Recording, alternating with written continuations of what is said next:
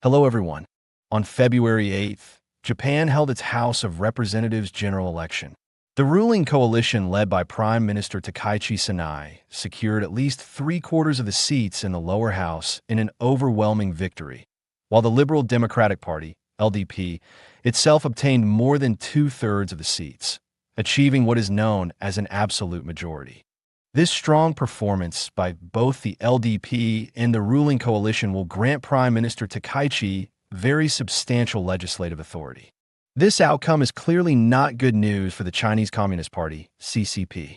When Prime Minister Takaichi decided to call the snap election, she stated bluntly, "Chinese military forces have conducted exercises around Taiwan and are attempting to use economic coercion to force other countries into submission. Without the support of the people, it is impossible to carry out a strong and effective foreign and security policy." The implication is unmistakable. She is prepared to go all in to confront the threat posed by the CCP. On the eve of the election, under cold wind and drizzle at Futako Tamagawa Park in Tokyo, Takaichi stood atop the campaign vehicle and repeatedly reminded her supporters, "Do not relax just because things look optimistic. Every single vote could decide the outcome." She even said that when she hears people say, "We cannot let the LDP win too much," she feels deeply unwilling to accept it. That single sentence alone is quite telling. In a genuinely competitive political environment, even when polls show a clear lead, no one dares to guarantee there will be no reversal. A margin of merely 100 or 200 votes is enough to cause a candidate to lose. Politicians must go out onto the streets to canvass in freezing weather, respond to criticism on social media, and defend their policies in open debates, because losing means collective unemployment for the entire team. This is the pressure built into the system. On January 23rd, Takaichi suddenly dissolved the House of Representatives. From dissolution to election day, only 16 days elapsed, one of the shortest election campaigns in Japan's post-war history. This brings us to a question that cannot be avoided. How exactly is the Prime Minister of Japan chosen? Is it through direct, nationwide popular vote? The answer is no. Japan operates under a parliamentary cabinet system. The Prime Minister is not directly elected by one person, one vote across the entire country. Rather, the Prime Minister is elected by the members of the Diet. The process is straightforward. Voters elect members of the House of Representatives and the House of Councilors. Members of the Diet then hold an internal Prime Minister designation election within the Diet. The Emperor formally appoints the Prime Minister in accordance with the resolution of the Diet. The decisive principle here is the superiority of the House of Representatives.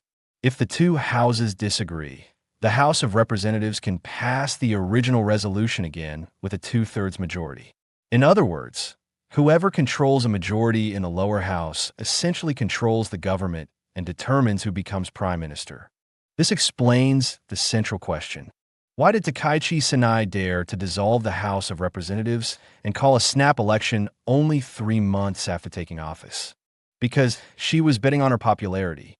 Since taking office in October last year, Takaichi's personal approval rating has remained consistently high, often around 70%. Yet within the Diet, the situation was one of a small ruling majority, large opposition. The LDP alone did not hold a majority of seats, and many policy initiatives still required coalition partners. In such circumstances, when polling numbers are strong and momentum is favorable, the constitutional authority granted to the Prime Minister makes reopening the game a rational strategic option rather than reckless gambling. Some have described it as a high-stakes bet. If she could secure an outright majority or even approach two-thirds of the seats, roughly 310 seats, then even if the House of Councilors opposed her, the lower house could override with a two-thirds vote.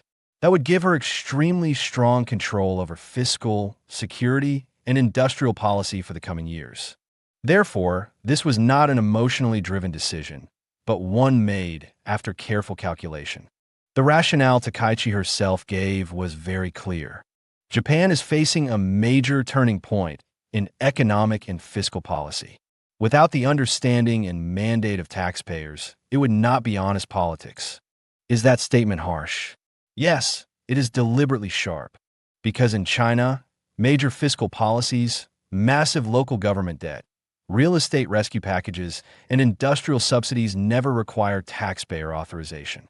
In many cases, taxpayers do not even know what decisions they're ultimately paying for. In reality, the responsible, proactive fiscal policy that Takaichi has proposed is not simply about distributing money. It is about channeling resources into critical areas: food security, energy security, healthcare systems, disaster prevention and resilience, cybersecurity, and supply chain security.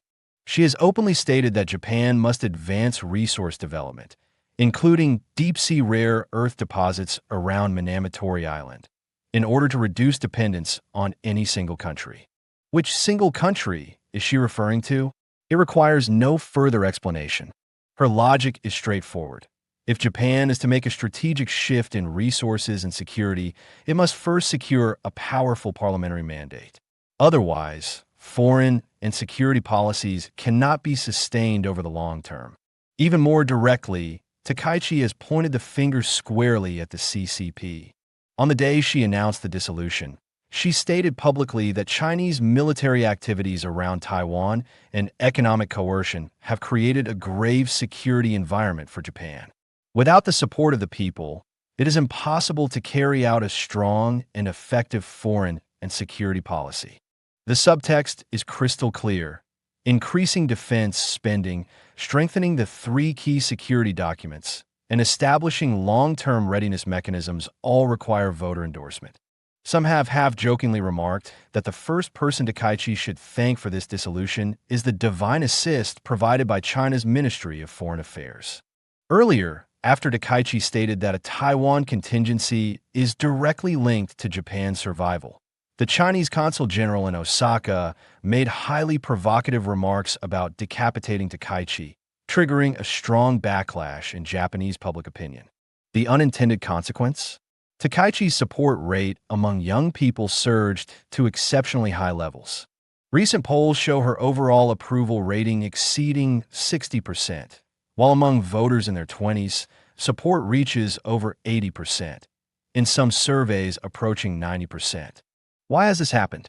First, Takaichi takes a clear and unambiguous stance on China-related issues. No more equivocation. This directness resonates strongly with many young people who are tired of the traditional Japanese political class's vague, evasive, and non-committal posture. Second, she places enormous emphasis on social media and has built a massive following. She has 2.6 million followers on X, far outstripping any other political figure inside or outside her party, most of whom have only tens of thousands. Her YouTube campaign videos have surpassed 100 million views in just 10 days. In one video, she said, "A country that is unwilling to take on challenges has no future." That line has become a widely shared tagline among young people. Beyond political topics, she also shares everyday content on social media: outfits, snacks, behind-the-scenes moments from diplomatic events. She has drummed together with the South Korean president and sung happy birthday to the Italian prime minister. In Japan's often-staid political culture, this creates a powerful contrast-mo effect. From her clothing choices and train ride snacks to the pink fountain pen she uses to take notes in the diet, young people eagerly discuss every detail. The black leather tote bag she carries has sold out, with orders backed up for 9 months. This is not merely influencer politics. It reflects a deeper generational psychological shift. Young people are now more willing to vote for clear positions than to pay for vague consensus. Third, she does not come from a political dynasty.